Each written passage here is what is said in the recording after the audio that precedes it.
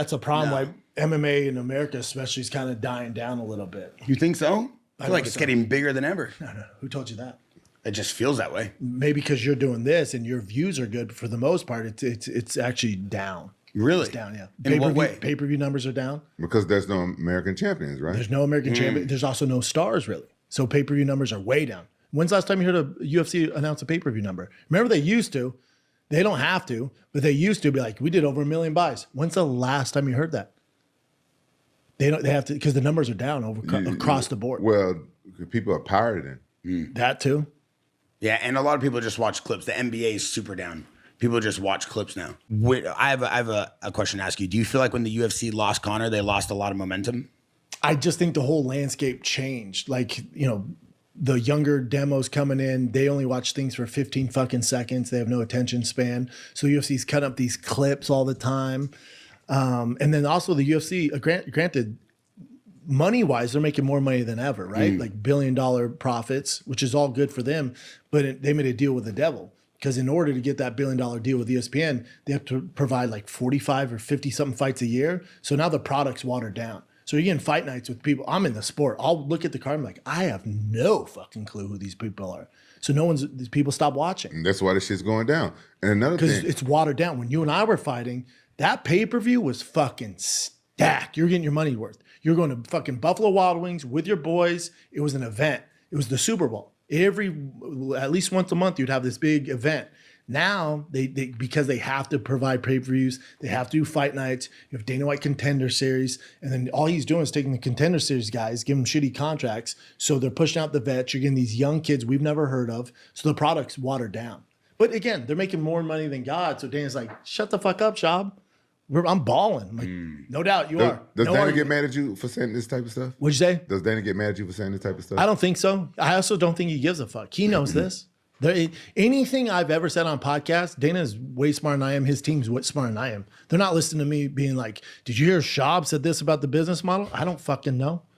Hey, what about this? I'm a dumbass. I don't know. I like to talk shit, like just about fighting in the world of fighting. It's like Real Housewives of the UFC. It's fun to talk about. I don't know what the fuck. What about this? What if UFC shake shit back up? Drop those fucking sponsors where the guys gotta look the same and shit. Let the guys come back and wear what the fuck they want to wear. But that's the thing. So you took away the personality of the fighters. They took away that shit. Think about your Affliction walkout. I had your shirt with the 2 fucking wolves on it. That shirt was dope. Now I gotta buy a fucking fight kit. And it looks like everybody else. And then notice what they did. Everyone's in uniform, looks the same. But what's the Octagon look like?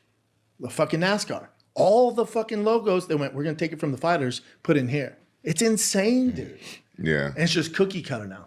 Yeah. Events at the Apex. There's 300 people in the crowd. That sucks for the fighters. People are like, oh, no, it's cool. I like to hear the coaches talk. Shut the fuck up. That sucks for the fighter, dude.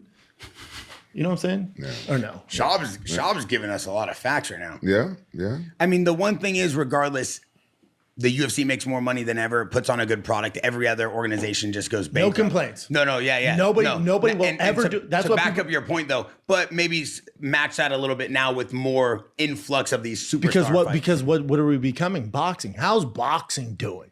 We have to get fucking money from Turk. You know what I'm saying? We have to, from the Middle East, just to get the fights we want. No one in those stands give a flying fuck about it. Nobody's watching. You ever seen the crowd at those big events?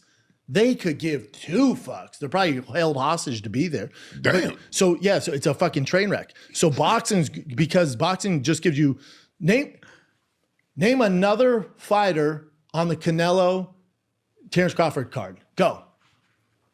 Nobody in here fucking knows them. That's boxing. Boxing gives you 1 fight, you pay $80 for it.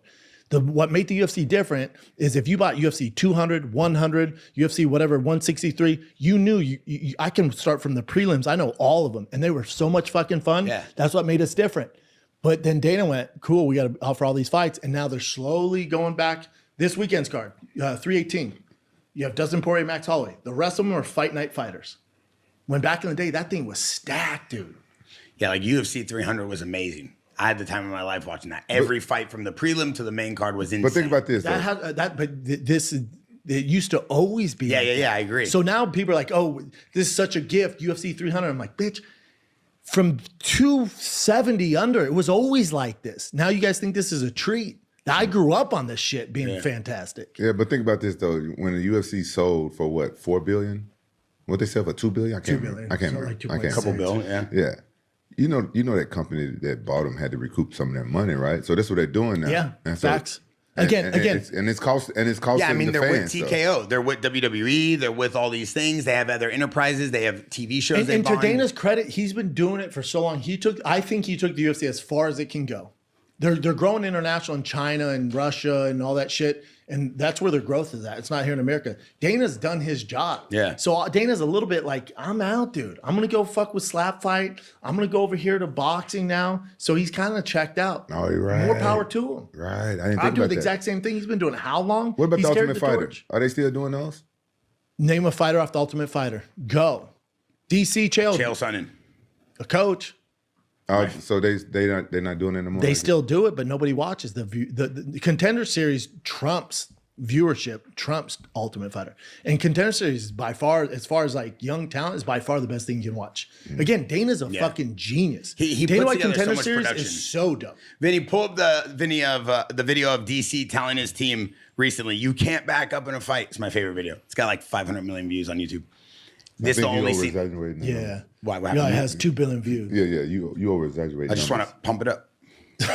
UFC, we're trying to get the numbers right. Trying to get a Netflix deal. No, but right now on the I like the fact that Brendan Schaub is trying to get into the good graces of Dana White, especially since the last time he went up against Dana, Dana completely destroyed him.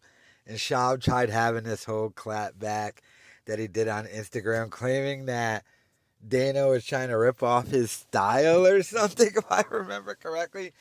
So he got completely destroyed by Dana White. So now Schaub bends the knee like he had to do with Ariel Helwani as well.